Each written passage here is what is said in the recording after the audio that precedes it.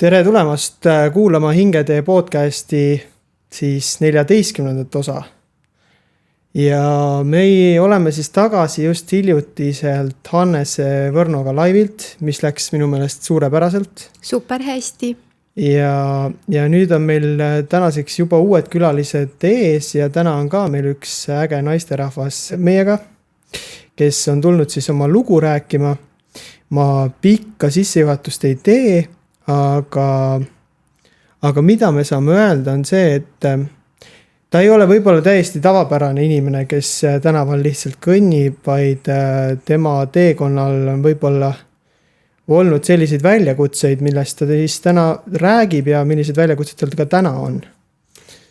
Ja mina ütleks nii, et on väga tubli, väga julge ja teadlik oma haigusest ja sellega väga hästi hakkama saanud, inspireerib ja loob oma tegevusega teistele sama diagnoosi kandvatele inimestele võimalust elada täisväärtuslikku elu. Haigus, mille nimeks on Parkinson ja haigus on ju teadagi, et väga komplitseeritud, et me usume, et me anname nüüd oma külalisele võimaluse rääkida sellest haigusest, tema olemusest kõigest lähemalt. Ja jah, võib-olla alguseks, Reena, sa räägikski natuke sellest, et kuidas elu oli võib-olla enne seda haigust? Jah, tervist ka minu poolt. Et mina olen siis Reena ja ma olen 50-aastane lasteõpetaja ja hetkel nii-öelda vabakutseline. Räägin oma lugu ja siis enne Parkinsoni diagnoosi oli mu elu siis seotud lasteaiaga. 20 aastat, üle 20 aasta lasteõpetaja ja üksiklaps. Unistasin, mängisin. Mulle meeldisid filmid, siiamaani meeldivad filmid kusjuures. No, lapsepõlves unistasin ise filminäitlejaks saamisest. Nüüd olen taustanäitleja. Mulle meeldib filmides ja seriaalides ja reklaamides mängimas käia. Nii et väljakutseid jagub. Parkinsoni diagnoosi sain 2018 aastal. Nii et keskelt läbi 8-9 aastat selle haigusega koos. Esimestel aastatel oli suht raske, sest et ma ei olnud oma kehaga kontaktis niivõrd ja ma ei teadnud, mida see haigust endast kujutab ja ma ei tundnud ka eriti teisi Parkinsoni haigeid inimesi. Aga nii see läks, et olen siin ja praegu teadlikum, kui ma olin varem. See on huvitav kuulda seda lugu just nimelt, et sul on olnud soovid ja unistused ja samas nüüd on täitunud sellega, et sa oled saanud näidelda ja mingid rollid on olnud kas siis kuskil seriaalis või reklaami näol. Et see on huvitav, aga räägi natuke ka sellest, et sul oli enne seda diagnoosi elu ja peale diagnoosi, aga kui sa sel samal päeval, kui sa selle diagnoosi said seal arsti juures, kuidas sa tundsid ennast või mis su sees nagu läbi käis, mis mõtted sul tiirlesid peas? See on nagu huvitav, et sa küsisid seda, sest et 1,5 aastat tagasi ma osalesin loova kirjutamise kursusel, mis on nagu veebipõhine kursus ja selle baas on nagu Ameerikas, et coach'is on Ameerikast. Ja see ongi põhiliselt nagu Parkinsoni haigete ka inimestele mõeldudki nagu eluga toimetulekuks. Ja seal lähtutakse nagu kangelase teekonnast, et see on filmide baasil, et inimesed õpivad rääkima oma lugu. Ja alguse lugu ongi tavaliselt see, kuidas inimene saab endale diagnoosi, mis sellel päeval, mis sellel hetkel nagu toimub. Ja kui ma hakkasin sellest lugu kirjutama, siis ma mõtlesin sellele kaua, sellepärast, et see hetk, lihtsalt oli nagu üks hetk teiste seas, sest et ma olin nagu lihtsalt tummaks löödud, et ma ei mõelnud suurt mitte midagi, kui mulle öeldi, et sul on Parkinson. See oli üks väga pika protsessi viimane lüli, sest et selle Parkinsoni diagnoosi saamiseks oli vaja teha läbi pikka talip igasugu protseduure, uuringuid, värki-särki. Nii et kui ma lõpuks siis olin komisjoni ees spetsiaalselt minu jaoks kokku kutsutult ja kui siis pärast öeldi, et teil on Parkinsoni haigus, siis minu mõte oli lihtsalt selline, et no okei, siis on ju. Sest et ma ei teadnud, mis see kujutab, ma ei osanud ka küsimusi küsida.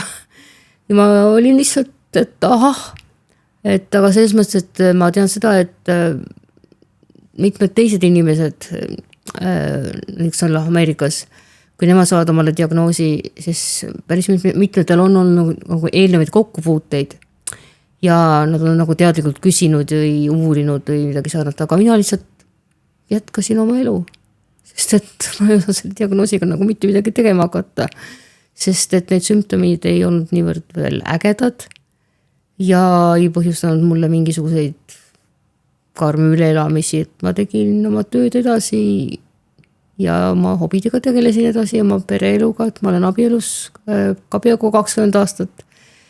Meil on kass mehega 2 peale, keda me siis kantseldame. Nii et jah. Aga kui mõelda selle peale, et mis need sümptomid olid ja kas sa nagu, võib-olla küsiks ennem kõigepealt seda, et kas sa kõigepealt varem, kui enne sa teada said selle diagnoosist, kas varem enne seda sul olid ka vahepeal mingid mõtted, et kas mul on mingi probleem või kas ma peaks arsti juurde minema või mingid sellised asjad enne seda, kui sa diagnoosi teada said? Jaa, seda küll, et kuidas ma nagu hakkasin mõtlema, et midagi imelikku mu kehaga nagu toimub, et ma olin väga aktiivne trennisõber, ma käisin MyFitness tantsutrennides hästi palju ja käisin ka rahvatantsus ja ma panin tähele, et vaata MyFitnessis olid nagu suured peeglid seina peal, seina ääres ja sa nägid, mis su keha nagu teeb ja siis ma hakkasin tähele panema, et mu parem kehapool jõuab nagu aeglasemalt vasakule poolele järele või ma ei tea, kas käsi väriseb natukene ja ütleme, selles rahvatantsus oli täpselt samamoodi, et ma kuidagi selle parema keha poolega ei osanud nagu väga hästi nagu toimetada, et oli kuidagi aeglasem mul. Ja siis ma kõigepealt paar aastat mõtlesin, et pole midagi. Töö juures oli üks sümptomites, mida ma tähele panin, oli see, et ma juhtisin projektide gruppi. Ma viisin läbi erinevaid haridusprojekte töö juures. Ja kui oli minu kord näiteks mikrofoniga kõnelda, siis kui ma mikrofoni kätte võtsin, ma panin tähele, et mu parem käsi hakkas värisema. Ja siis ma lihtsalt hoidsin vasaku käega seda paremat kätt kinni ja lihtsalt lasin edasi. Okay. Ja lõppkokkuvõttes asi hakkas ikkagi nagu häirima, huvi pakkuma ja siis ma lihtsalt läksin kõigepealt ortopeedi juurde ja ortopeed saatis mind neuroloogi juurde. Nii et nii see asi läks. Et need mõned sümptomid on see, et sa ei suuda nagu keha kontrollida või tekivad mingid värinad või asjad. Aga millised sümptomid veel tavaliselt esinevad, kui sul selline diagnoos on? Parkinsoni haigus on tegelikult selline haigus, mis on neurodegeneratiivne, ehk siis ma üritan küll mitte väga sellest nagu lõpus mõelda, aga selles mõttes, et kui sa ise nagu oled meelestatud seda asja nagu mitte peatama, aga nagu takistama, siis on see kõik võimalused tegelikult olemas, et kui sa oled selle nimel valmis tegutsema. Ja teine asi on see, et Parkinsoni haigus on peaaegu igal inimesel erinevalt, sest et nii palju, kui on inimesi, võivad olla ka sümptomite nagu koos mõjusid, ütleme, koos toimeid ja või kooslusi. Minu puhul näiteks olid üheks sümptomiks treemor, siis mingisugune aeg tekkis mul nagu vastutahtelised liigutused, mis tähendab seda, et kui treemor käib nagu ühtpidi, siis see vastutahteline liigutus käib nagu teistpidi. No. Ja mõningatel juhtudel võivad osad sümptomid tekkida ka just rohtude koosmõjul. Et kui sa oled pikka aega ühte, siis samu rohtusid võtnud, siis see, mis on tegelikult nagu kingitus tableti näol, siis meie puhul siis levodopa, mis siis muundub dopamiiniks ajus, mis aitab meil siis nagu tegutseda ja ennast nagu normaalselt tunda. Sest et ilma levodopata enamus Parkinsoni haigeid on nagu maha käinud kell, et eriti tiksu või paar tiksu, ma ei tea, tunni aja jooksul. Et siis mul mingisugusel hetkel tekkisid sellised krambid või spasmid jalgades näiteks, sest et kui lihased tõmbuvad kokku, siis see on suht valus. Ja siis aeglus, et kui sa oled nagu maha käinud, siis näiteks sellel hetkel, kui sa oled poejärjekorras, otsid rahakotti ja siis sa näed, kuidas inimesed vaatavad ja kõõritavad, et mis värk on, et mis ta nii aeglaselt nagu teeb, et siis ega sa ei taha eriti seal öelda, et kuule, mul on Parkinson, et kannata nüüd pool tundi, kuni ma selle rahakoti kätte saan, eks ole, aga noh, see häirib inimesi just see, et need on sellised üsna nähtavad sümptomid. Ja tegelikult need sümptomid, need nähtavad sümptomid on ka need, mida tavainimene ka tavaliselt Parkinsoni kohta teab. See, mis on need mittenähtavad sümptomid, ehk nähtamatud, nendest väga ei räägita, kuigi need esinevad ka. Näiteks see, et me unustame ära, et sõnad ei tule nii kiiresti välja, kui vaja on, siis tähelepanu häired, võib olla ka näiteks hirmu jõudusunenud, mis mul mingi üks vahe esinesid, mis muidugi võivad olla nii Parkinsoni haigusest endast tingitult, kui ka jälle rohtude kõrval kunagi või teada, mis tore asi selle tagajärjel võib tekkida. Ja siis on muidugi ka kukkumised, et sellised asjad esinesid mul ka, et mida ma hakkasin tegema, kui ma hakkasin uudima oma sümptomite kohta, et miks nad tekivad või mida ma nendega tegema pean või, sest et ühel hetkel lõid nad mul väga nagu kõvasti välja, sest et tööl olid väga pingelised ajad. Ja siis ma hakkasin nagu käima mööda emosid, et selgitada lõpuks välja, et mis värk siis on selle Parkinsoniga, et kas tõesti on nii suur nagu armee neid sümptomeid. Ja tegelikult ega meie, ütleme, selles arstide ja spetsialistide ring ega nad ka sellest Parkinsoni haigusest nagu suurt midagi ei tea, et isegi see, kui ma olin oma kukkumise pärast EMO-s ja mu käest tuli valveneuroloog küsima, et aga te kukute, huvitav, miks te ettepoole kukute? Minu teda Parkinsonid kukuvad nagu tahapoole. Kas ma pidin nagu ütlema, et noh, nii-öelda naljaga pooleks, et okei, et ma lähen koju, eks ma siis õpin ümber, on ju. Okei. Selline suht tragikoomiline olukord. Ja eks olegi nii, et eks need haigused tegelikult just Parkinsonist rääkides sümptomid võivad ju olla 1000 erinevad. Ja seda kindlat ju, võib-olla ainult mingid teatud niisugused probleemid on kindlad, nagu sa ütlesid, et see kukkumine on ja see kätevärin, eks, ja lihaste spasmid ja seal ka depressioon. Kas sinul on tulnud ka sellega võidelda? Ja, ütleme, depressioon ongi ka üks Parkinsoni haiguse sümptomeid, et üks väga suur osa, mis võib inimest vallata või selline ärevus või teadmatus või selline asi. Ja tegelikult see, et meile küll pakutakse, Parkinsoni haigetele pakutakse teraapia võimalust, et meil on võimalus saada nii füsioteraapiat ja näiteks ka kas tööalast rehabilitatsiooni või sotsiaalset rehabilitatsiooni, aga mida meile tegelikult vaja läheb, mille nimel mina nagu ka võitlen, on ka see, et me peaks saama ka vaimse tervise abipaketi, sest et see haigus on selles mõttes progresseeruv, et ta võib olla pikka aega nagu ühel tasemel, aga samas mingi hetkel nagu täiesti olla hoopis mingi teisel tasemel ja vastupidi muutuda, eks täiesti drastiliselt. Kunagi ei või teada, mis nagu sealt tuleneb ja kui sa ei ole nagu sellest ettevalmistunud ja kui sa ei tea, mis sealt oodata, siis on see suht nagu raske. Aga räägi meile sellest, sina oled ära tabanud selle nõksu, kuidas selle haigusega hakkama saada, kuidas teda võtta sõbrana, mis on need tarkused ja teadmised, mis sa nüüd läbi selle aja, mil sa selle haigusega koos oled elanud teadlikult, eks, mis on need tarkused, mida sa iga päev teed? Kuidas sa ennast aitad? No see teadlikkus on tulnud läbi raskust, läbi pimeduse, selles mõttes, et ma tõesti olen olnud ka selles augus, kus ma tõesti mõtlesin, et ma ei jaksa enam. Aga ma kuidagi moodi olen suutnud iseendale hakata sisestama, et ma suudan. Ma varem mina, kes ma teadlikult ei tegele nagu mediteerimise või filosofeerimisega või üldse selline nagu asjade tagamõtte otsimisega. Et nüüd ma loen ka selliseid raamatuid, eneseabiraamatuid ja tänu ka loovakirjutamise kursusele olen hakanud looma ja kirjutama ja jagama oma lugu nii eesti keeles kui inglise keeles.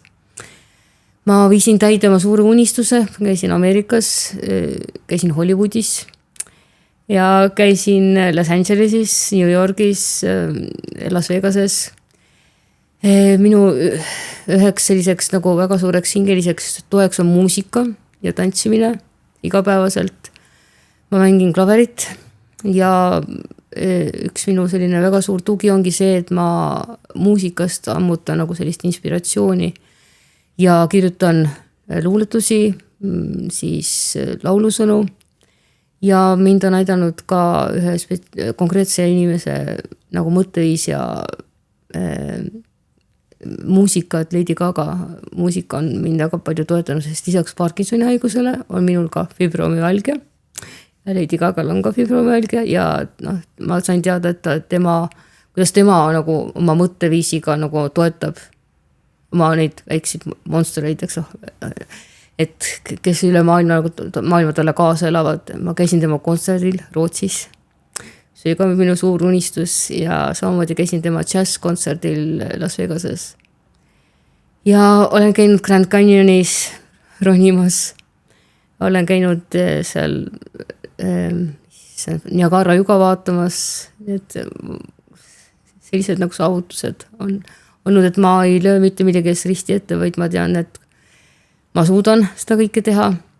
Ja läbi nende lugude, mida ma olen jaganud ja läbi selle, et ma julgen nagu olla avatud ja tundmatule vastu minna. Ja ka see, et ma julgen inimestega rääkima hakata. Tänu sellele on mul tuttavaid üle terve maailma. Ja just täna ma sain teada, et mu lugu või minu lood, mida ma kirjutan, saavad kajastatud olema ühes Hollandi naisterahva Parkinsoni teemalises ajakirjas.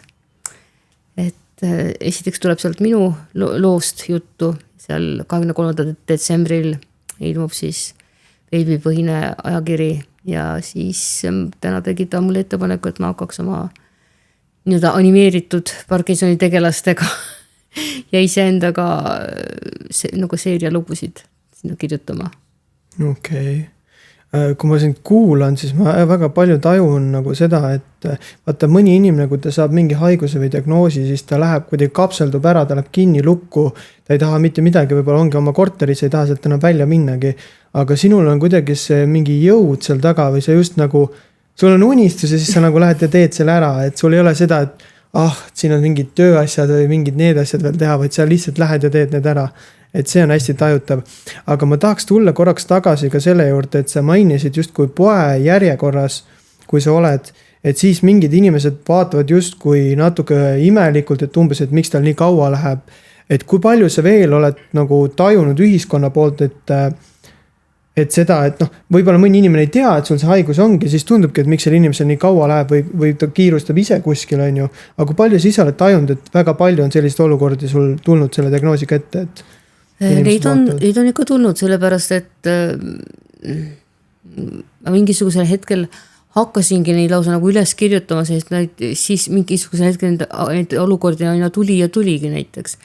Et nii meditsiini valdkonnas kui ka nii-öelda tavaolukordades näiteks. Aga mind ongi just nagu see aidanud, et ma suudan neid võtta nagu musta huumoriga, et mulle meeldib ka stand-up'e teha näiteks ja selleks, et inimesi harida, siis räägingi neile nagu lugusid elust enesest, et nad saaksid teada, et mis siis tegelikult inimestel võiks nagu viga olla, kui neil sellised olukorrad on. Ja et ei ole vaja häbeneda, vaid tulebki nagu rääkida sellest, sest see on samasugune haigus nagu on kas vähk või mis iganes haigus, et sul on kas mingi jäsen, sa oled ratastoolis näiteks, et ratastooli inimene samamoodi julgeb ju avalikkuse ette tulla. et samas tegelikult on asi selles, et kuna Parkinsoni inimesed, haiged inimesed on enamasti Eestis vanemaealised ja noh, nemad ei julge nagu ennast näidata, kas nad sellises olukorras kas värisevad või liiga aeglaselt liiguvad või mis iganes ja neil on vaja võib-olla ka abi ja kes neid nagu aitaksid ja võib-olla nende vaata on olemas tegelikult 2 erisorti Parkinsoni tüüpi, on olemas noore ea Parkinson ja on olemas ka vana ea Parkinson. Et noore ea Parkinson on see, mis saadakse siis, kui sa oled alla 50 aasta. Ja vanema ea Parkinson on siis see, mis tuleb siis nagu nii-öelda 70-80 aastaselt umbes niimoodi. Et selles on ka 2 vahet sees ja tegelikult ütleme noorema ja Parkinsoni inimesi ega mina peale iseenda ja 2-3 veel inimese ei teagi, sest et ka nemad ei julge veel äkki siiamaani avalikkuse ette astuda, sest neil on oma töökohad, nagu minul oli. Et ja õppida aktsepteerima seda elu, et ühel hetkel sul ei ole seda tööd, sest et sind ei taheta sinna tööle, sest et nende arvates sa ei saa oma nagu tööga hästi hakkama ja võib-olla ei ole neil ka pakkuda nii kohandusi, võib-olla ei ole näiteks juhtkond või töökaaslased veel nagu jõudnud sinnamaale, et kohanduda sinuga või pakkuda sulle neid võimalusi välja, kuidas sa võiksid nagu saada hakkama siiski veel. Et isegi kui sa tahaksid, et sinnamaal ei ole meie ühiskond veel kahjuks mõningatel juhtudel nagu suutnud areneda. Mis ma tahtsin rääkida? Enne siis saateväliselt me rääkisime sellisest võimalusest, mida tänapäeva meditsiin pakub lisaks tablettidele, eks. Sul on paigaldatud niisugune süsteem, mis aitab selle haigusega hakkama saada. Räägi sellest lähemalt, see on päris selline huvitav teada. See on selline päris huvitav lahendus, et Parkinsoni haigetele, kellel on kaugele arenenud haigus, kuid kes ei ole veel väga vanemas eas, et pigem noorema poolsed, et on teatud kriteeriumid, mis siis sellisteks lahendusteks sobivad. Et on võimalus saada kas pumbaravi või siis TBS-i ehk siis aju süvastimulatsiooni. Ja kuna minu sümptomid läksid nagu päris hulluks, et ma kunagi ei teadnud, millal siis midagi välja lööb ja kui kaua see miski jälle kestab, ja siis ma võtlen treemorit ja neid vastutahtelisi liigutusi ja aeglust. Et ma võisin näiteks kohvikus või tänaval lihtsalt hanguda ja lihtsalt mitte suuta edasi käia näiteks päris pikka aega. Siis mul neuroloog soovitas minna Tartu Ülikooli kliinikumi ja siis see on Eestis ainuke koht, kus tehakse TBS operatsioone. Ja seal uuriti ja küsitleti ja vaadati ja leiti, et ma olen sobiv kandidaat. Et siis TBS operatsioon siis tähendab seda, et sul puuritakse siia 2 auku ja paigutatakse teatud keskustesse 2 elektroodi. Ja siis kaela pealt jooksevad juhtmed, mis on ühendatud aparaadiga, mis on siin rinna kohal või rinna sees.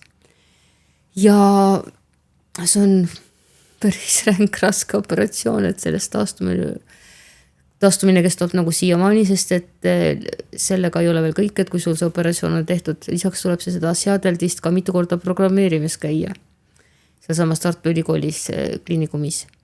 Ja programmeerimine tähendab siis seda, et seal pannakse siis nagu mingisugune on olemas programm, mis siis lülitatakse sisse nagu kogu aeg nagu tase kõrgemaks, mis siis aitab sul sinu sümptomeid nagu siis hallata paremini.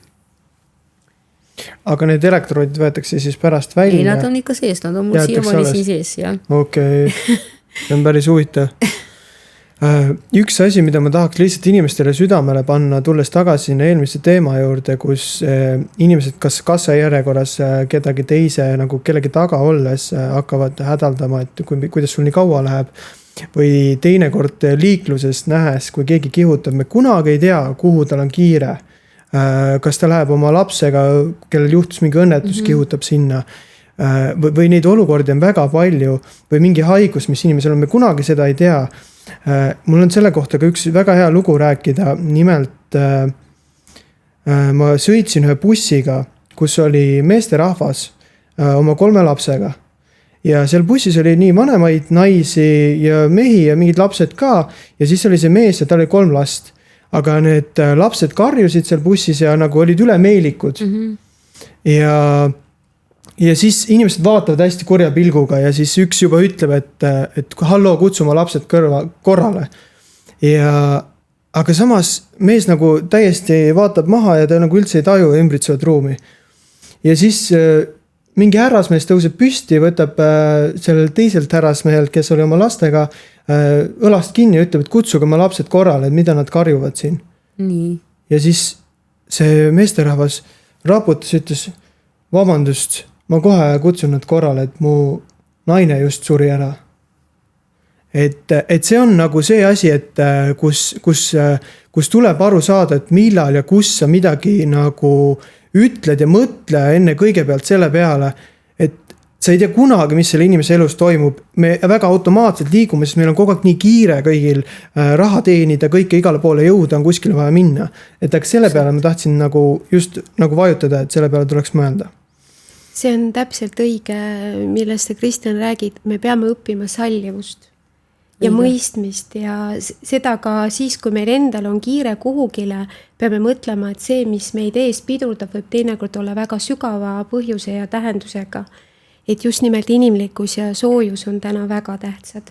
Ja ma tahtsin lisada seda, et mida ma olen õppinud iseendaga tegelemise käigus, et ma olen õppinud just seda, et hindama hetke, et ma naudin seda, kui ma saan olla näiteks iseendaga koos. Kui ma varem nagu ei teadnud, kes ma olen või mis ma olen, eks ole, siis nüüd ma tean, sest et ma olen hakanud joonistama, ma olen hakanud looma oma lugudele tegelaskujusid ja mul on täna sain omale väga toreda pisikese loomakese, vilditud loomakese, kes kujutab minu sisemist last.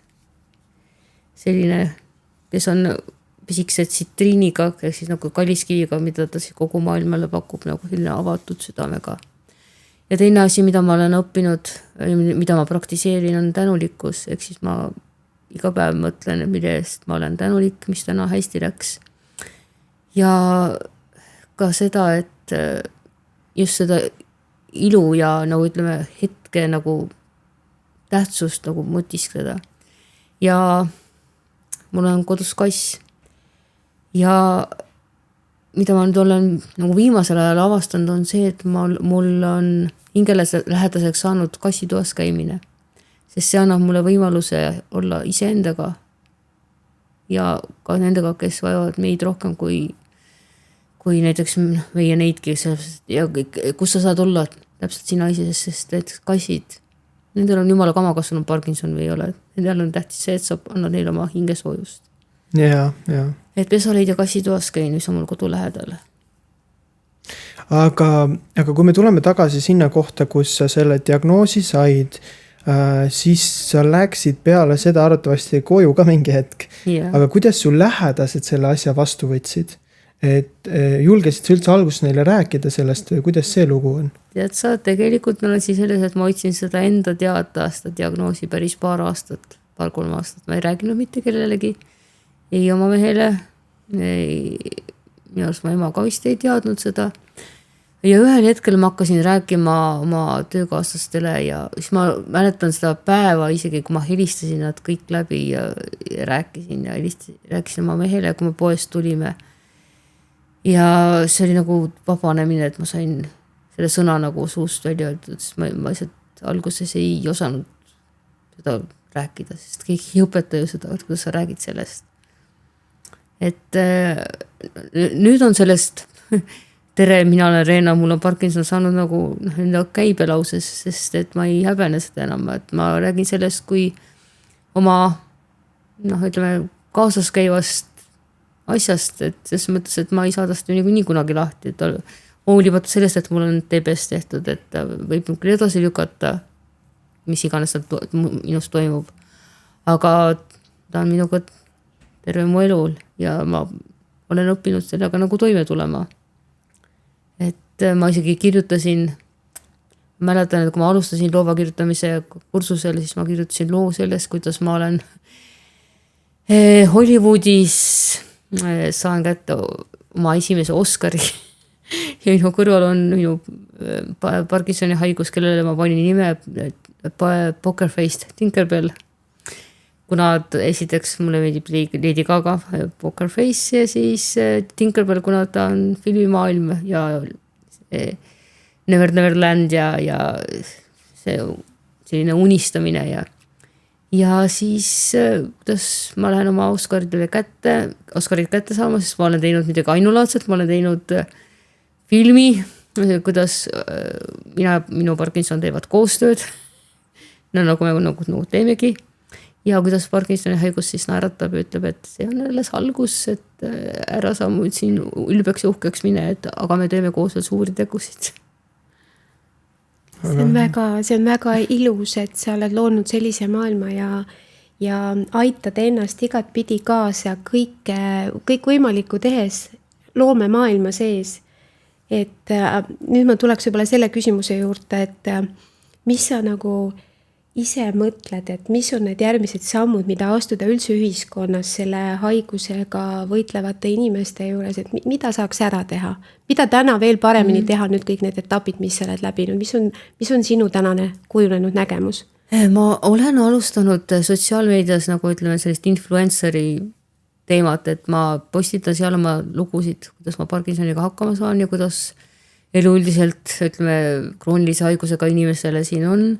Et ma käin erinevatel terviseüritustel, puuetega inimestele mõeldud üritustel. Olen ka Parkinsoni seltsist aktiivliige, kandideerin juhatusse ja ma olen ka kirja pannud ja rääkinud pidevalt ka sellest, et kui oluline meie inimestel on saada ka vaimse tervise abi või ka kriisiabi. Ja kui oluline on meil saada ka näiteks erinevaid teraapiavorme nagu muusika- ja tantsuteraapiat, mis on üle maailma juba tunnustatud teraapiavormid Parkinsoni haigetele. Et seda võimalust meil hetkel kahjuks, ütleme, kui füsioteraapia meil on nagu tasuta, et võimalik saada näiteks, aga siis näiteks muusika- ja tantsuteraapiat. Hetkel läbirääkimised käivad muusikateraapia keskusega, et me saaksime grupipõhise muusikateraapia võimaluse meie seltsi liikmetele näiteks. Ja ka see, et maailmas on tulemas maikuus 2026 World Parkinson's Congress, mu unistus oleks seal osaleda, mis muidugi nõuab ka raha, et selles mõttes, et ma tean, et olemas on igasugused toetused, on projekte vaja kirjutada, ma olen selleks täiesti valmis, projekti kirjutamise kogemus on mul olemas. Et minu missioon või inspiratsioon ongi, ütleme, jagada inimestele teadlikkust esiteks, et mis see Parkinsoni haigus on, aga teiseks ka seda, et selle Parkinsoni haigusega on võimalik maailmas elada ja just nii täpselt nagu sina seda soovid, positiivselt. Kui sa leiad selle, mis sind köidab, mis sind huvitab, mis su silma särama paneb ja kuidas sa oma elu iga päev nagu positiivselt elad.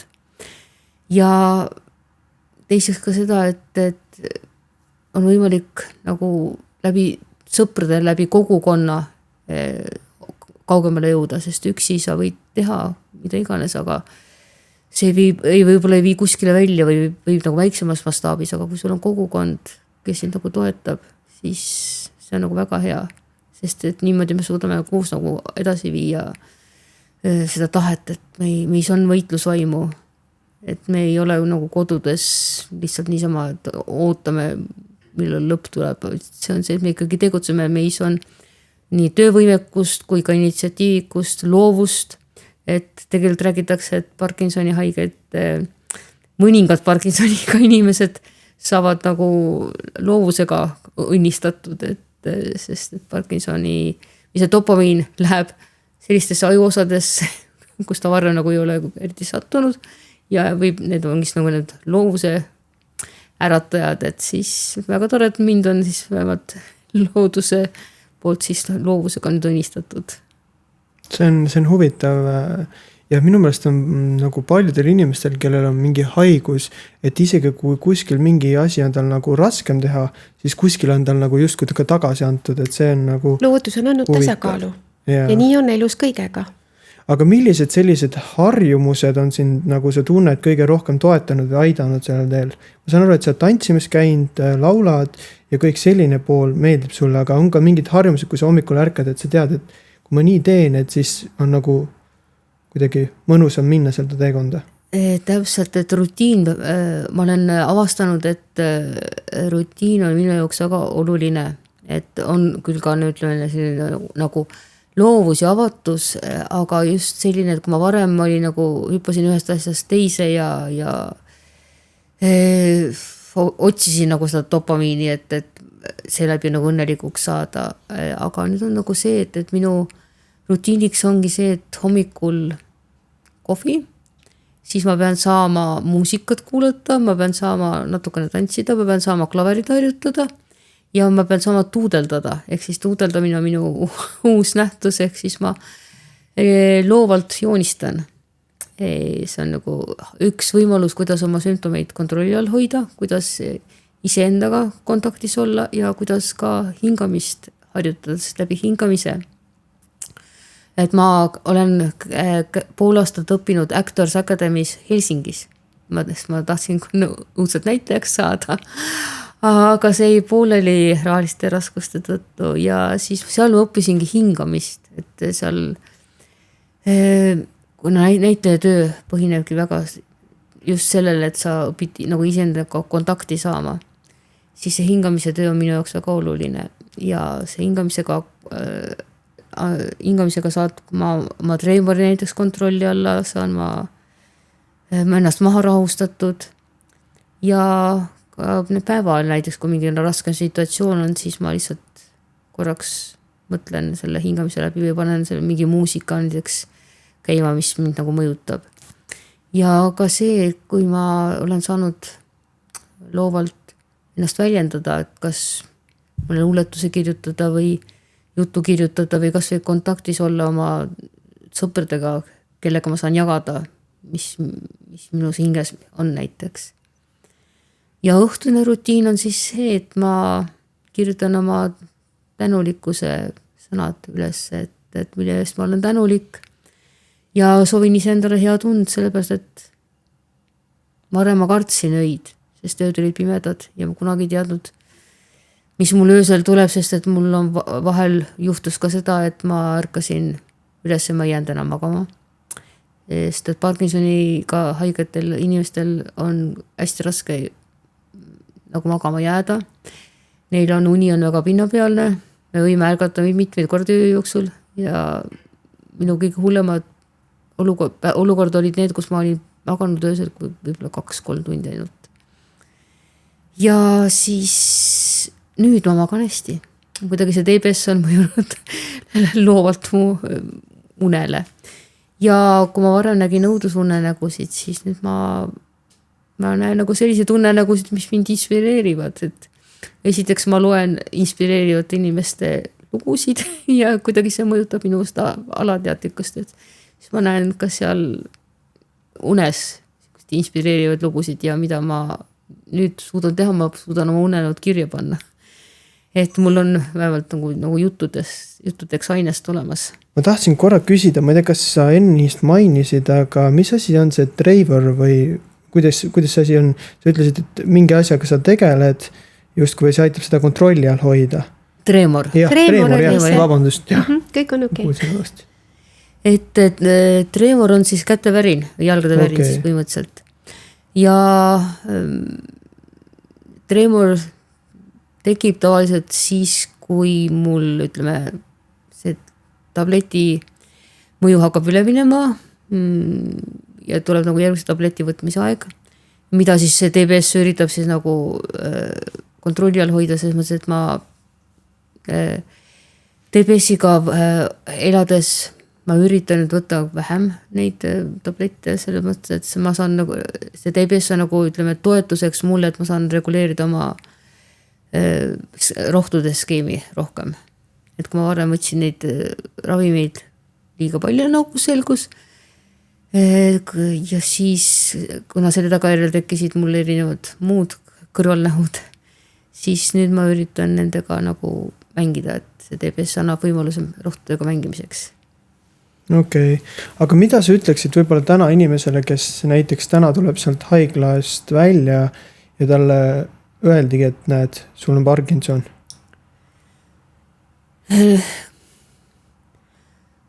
Meil on olemas Parkinsoni selts Tallinnas ja kui see nüüd paar aastat tagasi veel ei toiminud nii, nagu ta oleks pidanud toimima, sest et selle juhatus oli kas liiga vana või ei jaksanud enam tegeleda, siis nüüd on juhatus vahetunud. On olemas aktiivliikmed, toimuvad üritused, et Tallinna mõttes ja ka Tartus on nagu väga head nagu Parkinsoni keskused olemas, et kui on muresid, probleeme, raskusi või ka rõõmusõnumeid võib meie poole pöörduda. Ja samas me oleme kontaktis ka teiste Parkinsoni keskustega, näiteks Viljandis või kas või Haapsalus, et inimesed, kes on ka ütleme, teistes linnades, Pärnus, Saaremaal, et ka seal on võimalik kontakte leida, et meil toimuvad sellised vahvad üritused, jõulupidu on toimumas näiteks Tallinna Parkinsoni seltsil, siis nüüd just äsja oli Tartu seltsi 30. sünnipäev, kus inimesed käisid siis nagu õnnitlemas. Meil toimuvad ka sellised iga-aastased kevade, suve ja talvepäevad. Selle suvi toimuvad Narva Jõesuus ja nüüd alles olid Saaremaal. Nii et me ikka käime koos ja teeme asju ja oleme loovad. Et me näiteks avastasime, et Tallinna puuetega inimeste kojas on sügisest saadik toimunud koos käinud bänd, mille liige ma nüüd ka olen, et ma mängin bändis klaverit. Ja ühesõnaga asju toimub.